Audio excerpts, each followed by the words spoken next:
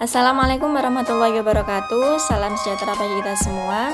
Kepada yang terhormat Bapak Masyudan Dardiri SSIMH selaku dosen pengampu mata kuliah studi hukum Islam dan teman-teman yang berbahagia. Pada kesempatan kali ini izinkan kelompok 4 yang terdiri dari saya sendiri Yulia Ramadela dan dua rekan saya Galuh Fatimah Azhara dan Tita Yuliani akan menjelaskan materi presentasi yang berjudul Ijtihad, Ittiba' Taqlid, Haul dan Mazhab. Berikut adalah penjelasan dari kami. Dalam segi bahasa, ijtihad berasal dari kata ijtihada yang artinya bersungguh-sungguh. Sedangkan secara istilah, ijtihad adalah mencurahkan tenaga atau pikiran untuk menemukan hukum agama melalui salah satu dalil dengan cara tertentu dari Al-Quran dan hadis. Sedangkan menurut Imam Al-Ghazali, ijtihad adalah usaha sungguh-sungguh dari seorang mujtahid dalam rangka untuk mengetahui hukum-hukum syariat. Sedangkan menurut Imam Syafi'i, ijtihad adalah qiyas. Jadi dapat kami simpulkan bahwa ijtihad adalah seorang mujtahid yang berusaha untuk berupaya atau berusaha dengan sungguh-sungguh. Objek ijtihad dibagi menjadi 3, yaitu yang pertama nas yandani. Maksudnya adalah nas yang pengertiannya bisa ditafsirkan dengan arti lain. Yang kedua adalah nas yang khotiai, kedudukannya tetap dani pengertiannya dan nas terdapat dalam Al-Quran dan hadis. Yang ketiga adalah lapangan yang tidak ada nas atau tidak diijabahkan dan tidak pula diketahui dari agama secara pasti. Ijtihad dibagi menjadi 3 macam, yaitu yang pertama al-ijtihadul bayan, yaitu menjelaskan bayan hukum-hukum syar'i dari nas-nas hukum syar'i. Yang kedua al-ijtihadul qiyasi, yaitu meletakkan wadalan hukum-hukum syar'i untuk kejadian atau peristiwa yang tidak terdapat dalam Al-Quran dan Sunnah dengan menggunakan jalan qiyas atas apa yang terdapat dalam nas-nas hukum syar'i. Yang ketiga adalah al-ijtihadul istislahi, yaitu meletakkan hukum-hukum syar'i untuk kejadian atau peristiwa yang terjadi yang tidak terdapat dalam Al-Quran dan Sunnah dengan menggunakan ar-ra'yu yang disandarkan atas istislah. Yang selanjutnya adalah ittiba. Ittiba berasal dari bahasa Arab, yaitu ittiba'ah, dari kata kerja atau fi'il ittiba'ah yatbi'u ittiban, yang artinya adalah mengikut atau menurut. Sedangkan menurut istilah, ittiba adalah mengikuti pendapat seseorang, baik itu ulama atau yang lainnya, dengan didasari pengetahuan dalil yang dipakai oleh ulama tersebut. Nah, dari uraian di atas maka dapat disimpulkan bahwa ittiba adalah mengambil atau menerima perkataan seseorang faqih dengan mengetahui alasan tanpa terikat dengan salah satu mazhab dalam suatu hukum. Macam-macam ittiba. Ittiba dibagi menjadi 2. Yang pertama, ittiba kepada Allah dan Rasul-Nya.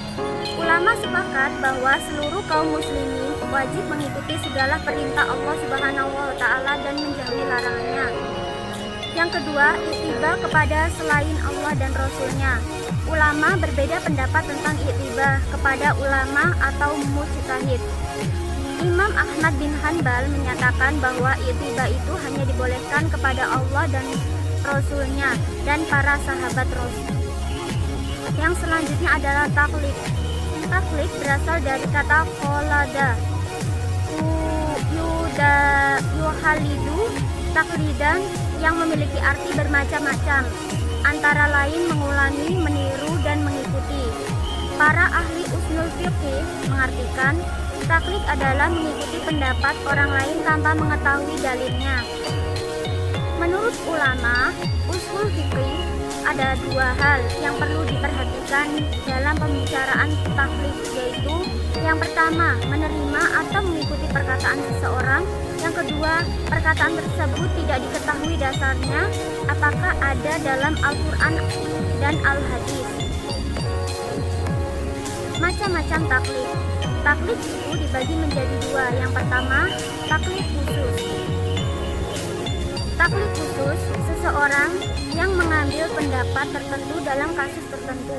maka ini dibolehkan jika ia lemah atau tidak mampu untuk mengetahui yang benar melalui ijtihad, baik ia lemah secara hakiki atau ia mampu tapi dengan kesulitan yang sulit.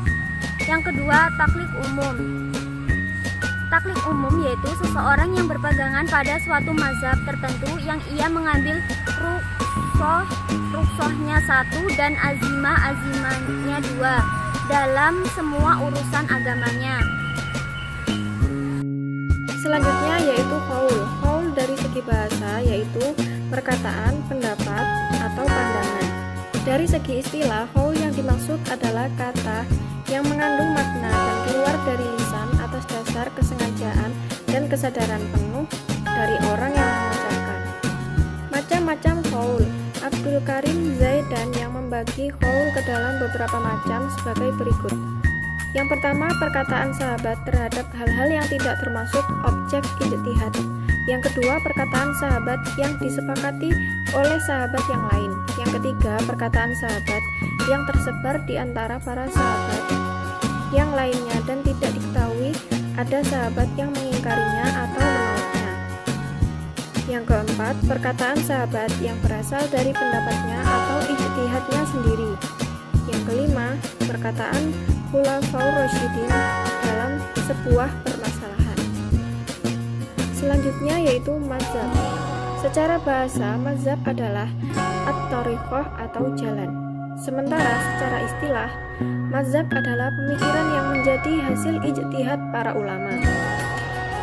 Imam Kiai Haji Zainal Abidin Dimyati dalam kitabnya Al-Iza Al-Muhimmah menyebut, mazhab adalah hukum-hukum dalam berbagai masalah yang diambil dan diyakini dan dipilih oleh para imam mujtahid.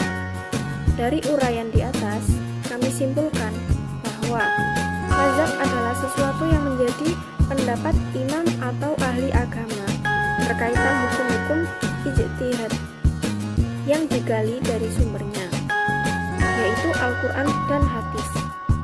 Macam-macam mazhab dalam agama Islam. Mazhab dibagi menjadi 4, yaitu mazhab Hanafi, mazhab Syafi'i, mazhab Maliki, dan mazhab Hambali. Sekian presentasi dari kelompok kami. Apabila ada kesalahan, mohon maaf. Terima kasih. Wassalamualaikum warahmatullahi wabarakatuh.